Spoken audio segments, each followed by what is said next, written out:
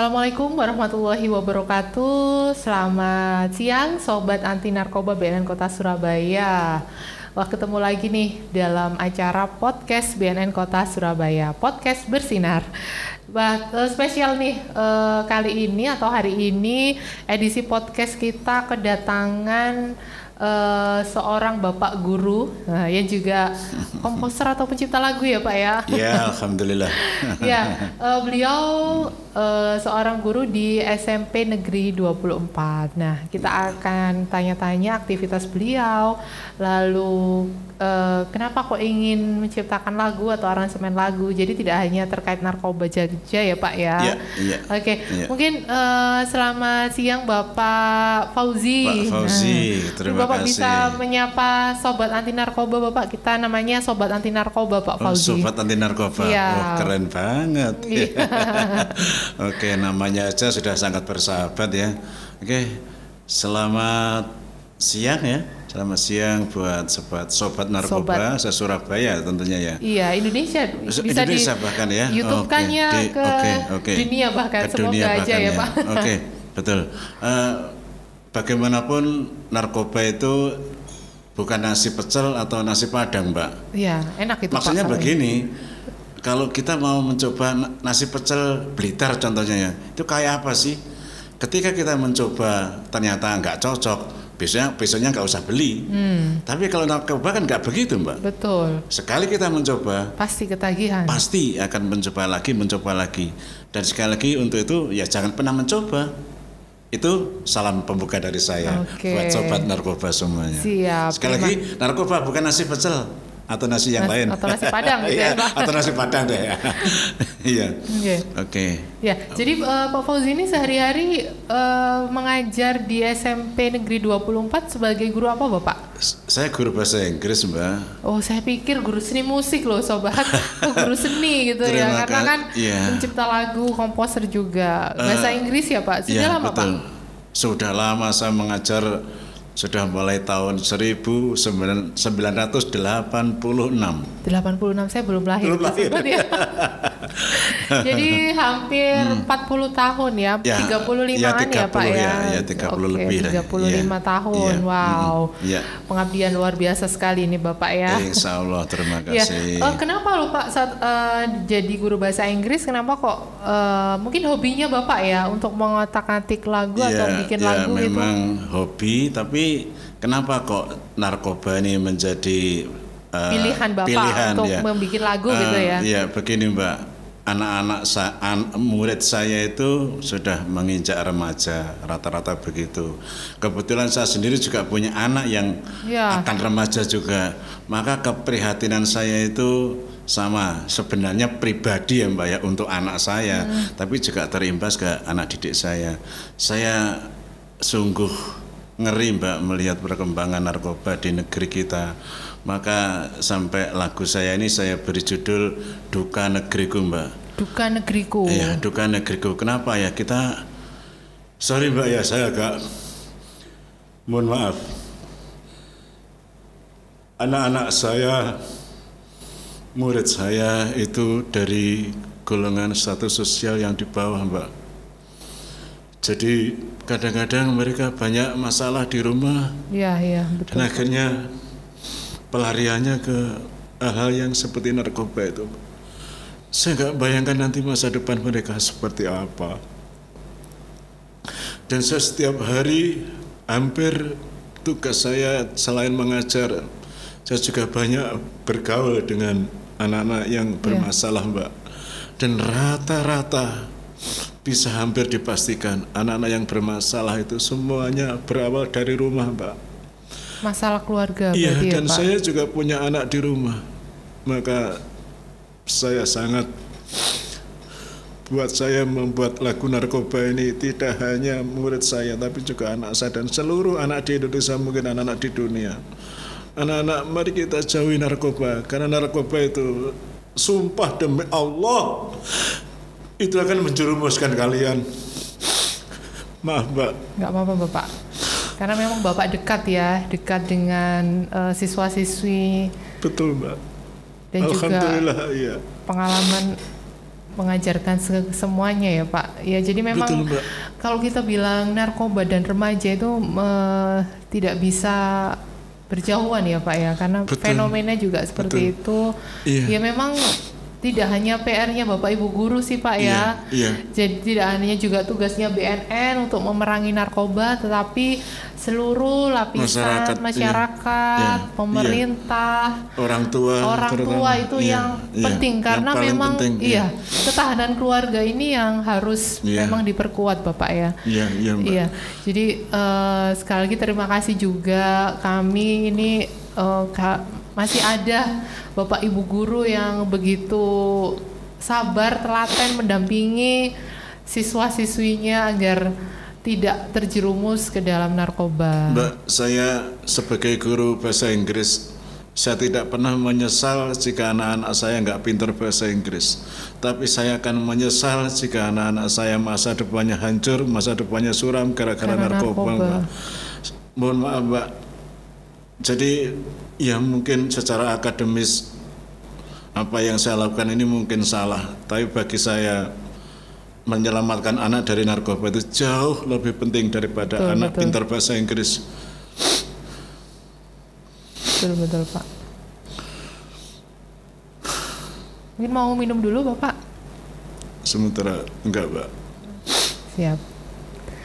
Ya jadi sobat anti narkoba, kita tahu sendiri ya bagaimana rasanya kalau punya teman yang kecanduan narkoba, apalagi mohon maaf ini dari orang tua, Bapak Ibu guru yang ada muridnya atau anaknya yang sudah ikut-ikutan gitu ya Pak, sudah berani untuk coba-coba. Itu pasti dalam diri atau hatinya seorang bapak, ibu atau orang tua itu pasti kecewa Pak ya yang pertama. Pasti yang kecewa, merasa belum berhasil untuk mendidik anaknya dan juga siswa-siswinya. Sama dengan kami Bapak di pemerintahan BNN, kalau masih ada banyak pecandu, masih banyak pengedar yang ditangkap itu kami masih malah mengelus dada. Kenapa kok masih seperti ini, seperti itu. Ya memang namanya narkoba itu prinsip ekonomi Pak, di mana masih banyak permintaan pasti di situ penawarannya juga bertambah. Ya mungkin gini Mbak, untuk menghentikan permintaan itu kalau saya masih tetap yakin benteng pertama ada di keluarga. Betul. Maka ketika orang tua mereka bisa mendekati mereka dengan kasih sayang yang tulus, insya Allah mereka tidak akan lari kemana-mana. Ketika ada masalah, mereka akan lari kepada orang tuanya. Betul. Tidak lari ke narkoba. Iya Mbak. Ya. Jadi kunci utamanya memang komunikasi di dalam keluarga Mbak. Antara orang tua dan anak. Memang di BNN sendiri Bapak ini ada program ketahanan diri remaja dan ketahanan keluarga, di mana di dalam program itu kita menggali perasaan antara anak dan orang tua. Nah dengan biasanya selesai program itu kita tanya testimoninya mereka gimana. Nah setelah mengikuti program itu mereka lebih terbuka Bapak, lebih terbuka, anaknya sudah nggak sungkan lagi cerita orang tua. Orang tua juga bisa meluangkan waktunya. Kadang-kadang kalau orang tua pekerja kan tidak ada waktu yang cukup Bapak ya, pagi sampai sore, kadang bahkan lembur sampai malam. Waktunya dihabiskan untuk memang kita bekerja mencari penghasilan untuk keluarga. Tapi buat apa itu semua kalau sampai akhirnya menyia-nyiakan waktu dengan anak dan keluarganya begini Mbak, terbuang seperti saya itu. Punya pendapat seperti ini Mbak. Seorang bapak seorang ibu ikut bekerja katakanlah, mungkin karena zaman seperti ini itu menjadi tuntutan mungkin karena juga ada baiknya kalau seorang ibu itu bekerja paling enggak memberi contoh kedisiplinan. Mama saya mesti berangkat jam sekian, pulangnya jam sekian, maka itu juga contoh yang baik. Tetapi buat saya adalah bukan kuantitas mereka bersama anak, Mbak, tapi kualitasnya. Maka ketika waktu yang sedikit, yang sempit itu dimanfaatkan, dan sekali lagi semuanya harus penuh dengan kasih sayang. Betul, karena ketika yang kita didasari dengan kasih sayang, maka ketika kita marah pun yang keluar adalah marah tapi yang indah, yang bagus, yang tidak mengeluarkan kata-kata kotor dan kasar. Tidak menyakitkan hati anak, ya Pak, ya. Betul. Maka itu sekali lagi semuanya harus didasari dengan kasih sayang. Maka kalau semua itu sudah orang tua itu lakukan terhadap anaknya, insya Allah narkoba pun juga akan tidak bisa mereka terpengaruh oleh narkoba. Tidak merusak diri mereka. Ya, betul. Jadi juga apa sih artinya kalau seorang ibu setiap hari di rumah bahkan tetapi nonton televisi berdua di depan TV, tapi yang satu pegang HP, yang satu juga sendiri sama-sama pegang HP.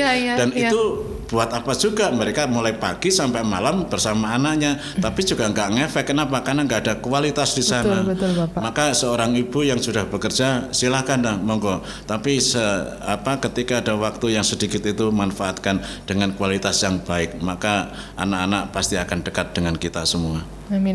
Itu juga pengingat untuk saya pribadi, Pak, sebagai ibu pekerja. Memang anak itu sudah bisa protes ya, Pak. Kalau saya tinggal kerja, apalagi kalau sudah tahu orang tuanya kalau Sabtu Minggu itu libur, ternyata ada pekerjaan, itu mereka yang harus kita pahamkan, itu yang lumayan susah kalau sekarang ya, Pak. Dan mereka juga sudah bisa, sampai saya pernah melihat suatu video di luar negeri ya, Pak. Video ini si anak kecil ini masih mungkin usia SD 1 atau kelas 2.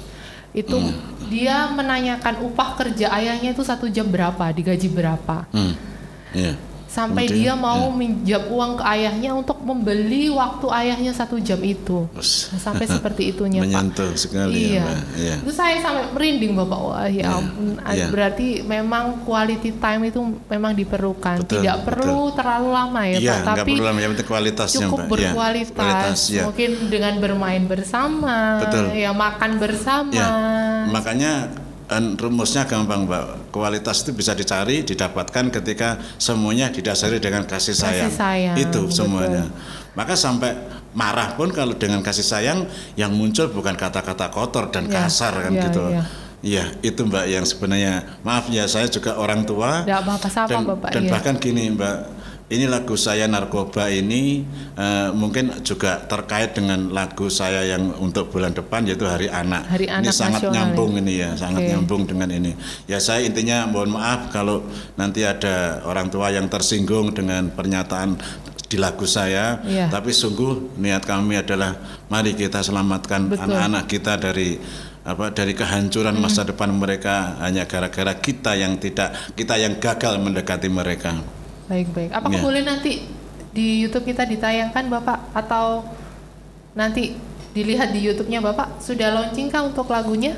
Mungkin nanti malam atau besok pagi lah, Mbak, paling lambat, Mbak. Oke, nanti di YouTube-nya Bapak akan kita tulis ya, YouTube-nya apa, nanti bisa diklik di situ gitu, Pak ya. Iya. Oke. Mungkin selain bikin lagu nih, Pak, pernah melakukan hal lain tentang narkoba, Bapak? Ya, kalau narkoba memang bagi saya membuat lagu itu lebih bisa, menurut saya lebih bisa mendekati mereka daripada hanya sekedar kita memberi nasihat. Ceramah gitu ya, betul. Pak ya. Karena anak-anak sekarang kan nggak mau diceramain, itu. Makanya mungkin ya mudah-mudahan dengan cara ini lagu saya bisa menginspirasi mereka. Ya, jelas untuk menjauhi pastinya begitu. Ya, kalau untuk narkoba sebenarnya saya sih karena di rumah saya juga membantu pemerintah desa untuk ya menanggulangi ini. Tapi kalau di rumah ya mungkin sebatas memberi penyuluhan pada warga. Siap. Itu juga penting kok, Pak. Iya. Tapi kalau sasaran anak muda, anak-anak saya sendiri, kemudian juga murid-murid saya ya menggunakan lagu ini. Saya ini sebenarnya penyuka lagu dangdut, bahkan vokal saya pun dangdut. Oh, gitu. Tapi kok berarti Bapak bisa nyanyi dangdut nih. Iya, tapi kayaknya kok anak-anak mungkin coba dengan lagu yang ini saya bikin dengan irama slow rock. Nah, genrenya apa Pak? Slow rock? Ini saya coba slow rock. Nah, siapa tahu ini bisa mendekati mereka, tujuan saya begitu. Ya. Karena anak muda ya Pak ya. Anak muda. Biasanya gitu. Sukanya yang semangat yang gitu ya. Betul. Semangat, cuman ini lagunya nggak semangat karena memang kita sedang bersedih Mbak. Ya, kita sedang bersedih dengan narkoba yang sedemikian merajalela di negeri kita Mbak. Kebetulan sekali kan besok minggu ini ada Hari Anti Narkotika Internasional. Jadi itu merupakan bentuk keprihatinan dunia atas kasus penyalahgunaan narkoba yang sampai sekarang masih banyak merebak di dunia seperti itu Pak. Betul. Ya.